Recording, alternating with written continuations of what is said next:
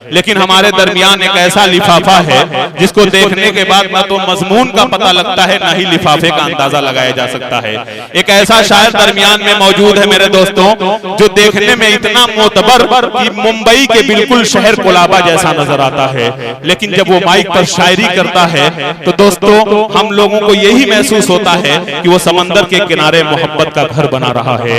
दोस्तों बस ये कह दूं कि जिस तरह गर्मी के दिनों में बारिश हो जाने के बाद खेत जो है जिंदा नजर आते हैं, इसी तरह जब नियाज मारूफी साहब माइक पर आते हैं तो मुर्दा महफिल में जान आ जाती है। मैं जनाबे नियाज मारूफी से गुजारिश कर रहा हूं, आप इनकी सफेद दाढ़ी मत देखिए, आप जोरदार तालियों में इस्तेकबाल करिए, फिर इनकी शायरी सुनिए।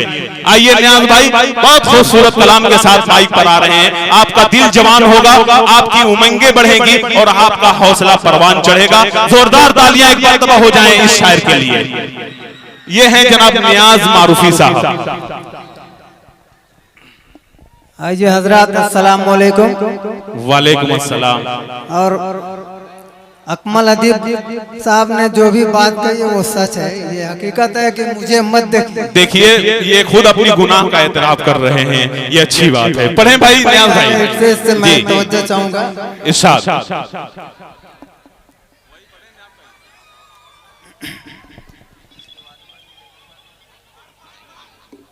उस जालिम ने, उस जालिम ने, चाहूंगा इरशाद। भाई जालिम कौन है बताने की कोशिश करें। उस जालिम ने शकील भाई सुनिएगा। मोहब्बत का जलवा दिखला के मुझे,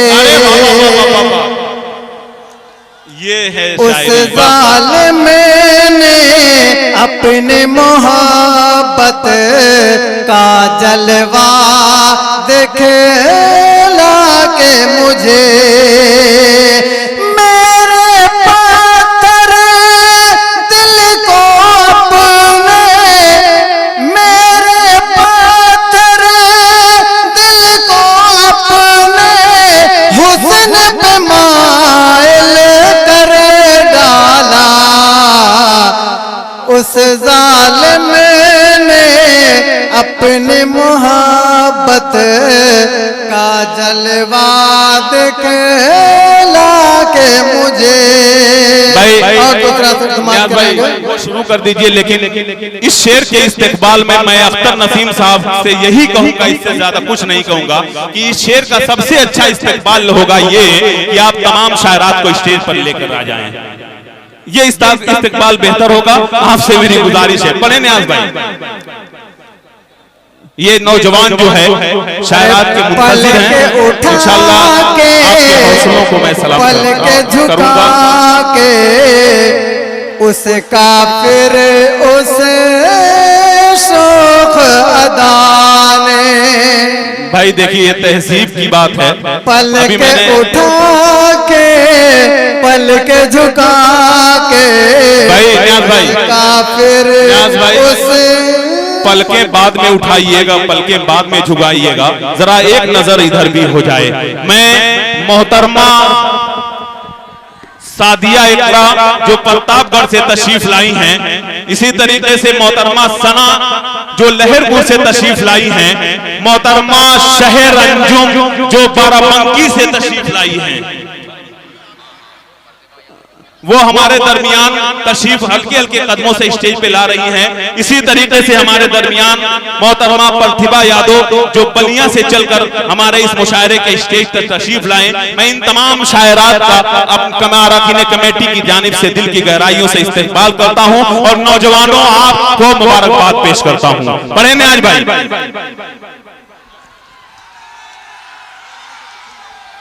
मजा आएगा ना।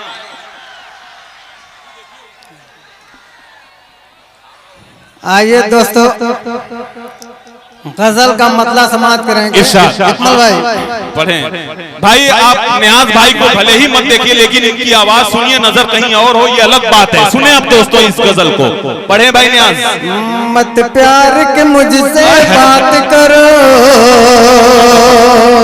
देखिए क्या ये बात हुई है, मत प्यार की मत प्यार के मुझसे बात करो, दिल मेरा बहुत घबराएगा। अरे बाबा नसीम साहब सुने, मत प्यार के मुझसे बात करो, दिल मेरा बहुत घबराएगा।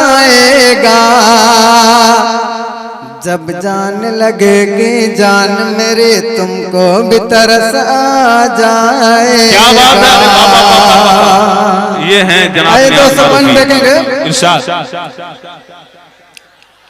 आंखें हैं तुम्हारी आह कमर, अरे बाबा बाबा, आंखें हैं तुम्हारी आह कमर। ये शेर मैं मोहतरमा के नजर कर रहा हूँ।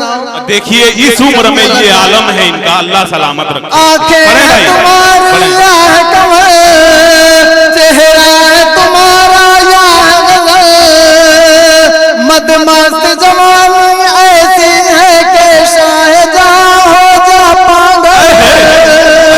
लो हाथ उठाकर अंगड़ाई, लो हाथ उठाकर अंगड़ाई, एक ताजमहल बन जाएगा।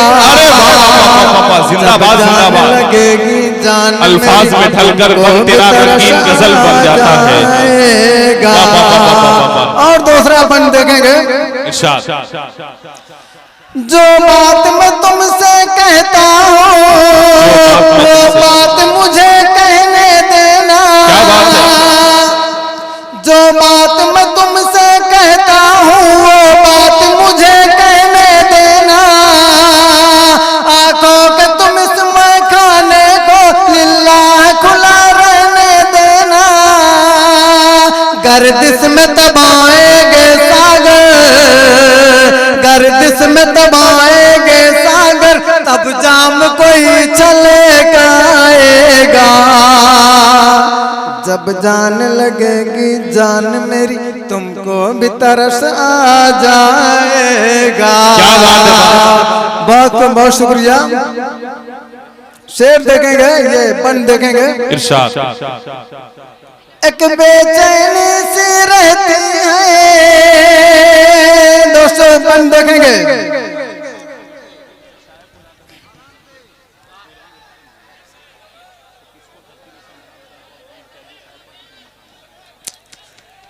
खामोशी से सुने भाई, खामोशी से सुने, बन देखेंगे भाई। एक बेचैनी सी रहती है, एक सोच जिगर में होता है। एक बेचैनी सी रहती है, एक सोच जिगर में होता है।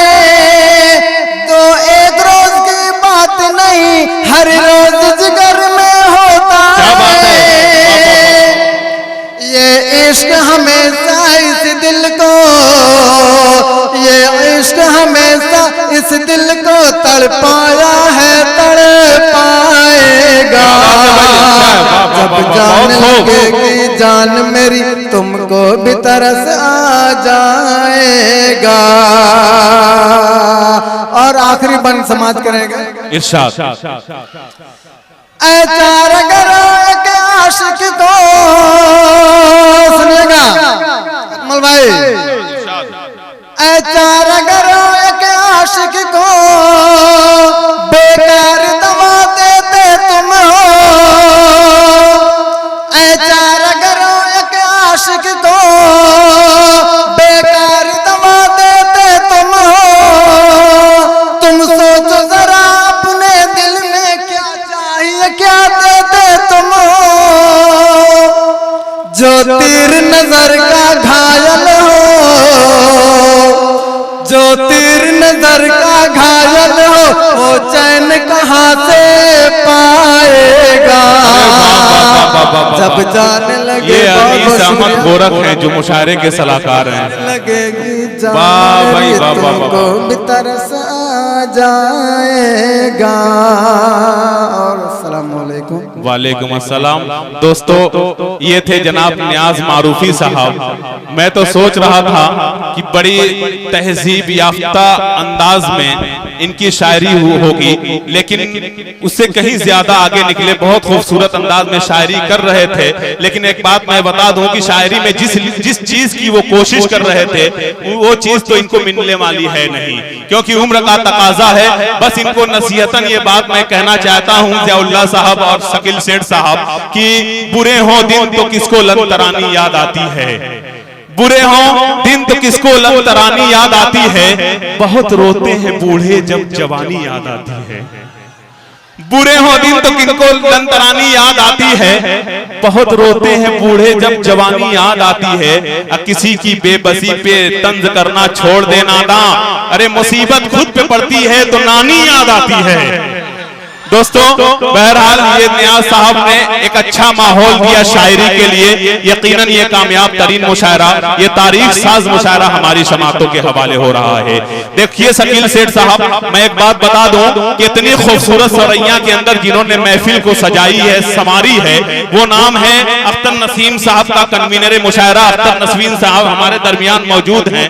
मैं एक बात सैफ अली साहब कह देना चाहता हूं इनके लिए कि अख्तर नसीम साहब ने मुझे 5वीं बार बुलाया, तो जब 5वीं बार इन्होंने मुझे बुलाया तब ना जाने कौन से जमाने से ये मुशायरे का इनेकाद करते रहे होंगे।